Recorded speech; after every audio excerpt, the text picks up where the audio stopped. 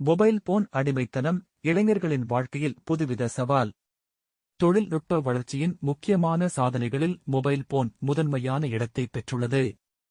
தொடர்பு கொள்ள, கல்வி கற்க, வங்கி பரிவர்த்தனை செய்ய, வணிகம் நடத்த, பொழுதுபோக்கு அனுபவிக்க என பல துறைகளில் மொபைல் போன் இன்று மனிதர்களின் அன்றாட வாழ்க்கையில் பிரிக்க முடியாத சாதனமாக மாறியுள்ளது. ஆனால் அதே நேரத்தில் இதன் தவறான பயன்பாடு, குறிப்பாக இளைஞர்கள் மத்தியில் அடிமைத்தனத்தை உருவாக்கியுள்ளது.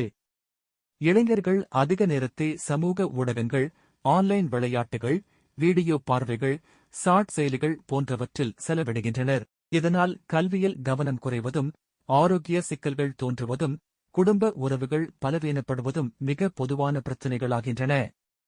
தூக்கமின்மை, கண் பிரச்சினைகள், மன அழுத்தம், கோபம், சமூக தனிமை போன்றவை மொபைல் போன் அடிமைத்தனத்தின் விளைவுகளாகும். மேலும் அதிகளவு இணையம் மற்றும் சமூக ஊடகங்களில் மூழ்கியிருப்பதால் நிஜ வாழ்க்கை அனுபவங்களில் பங்கேற்பது குறைகிறது. இளைஞர்கள் தங்கள் இலக்குகள் மற்றும் கனவுகளை அடைய வேண்டிய நேரத்தை வீணடிக்கின்றனர். இதனால் எதிர்காலம் பாதிக்கப்பட வாய்ப்பு அதிகம். இந்த பிரச்சினையை சமாளிப்பதற்காக தன்னடக்கம் மிக அவசியம். குறிப்பிட்ட நேரத்திற்கு மட்டுமே மொபைல் போன் பயன்படுத்த வேண்டும்.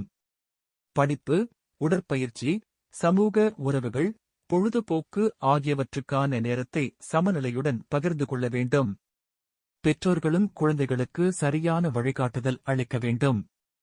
மொத்தத்தில் பார்க்கும்போது மொபைல் போன் மனித வாழ்க்கையை எளிதாக்கும் அற்புத சாதனமாக இருந்தாலும் அதன் அடிமைத்தனம் இளைஞர்களுக்கு புதுவித சவால்களை உருவாக்குகிறது.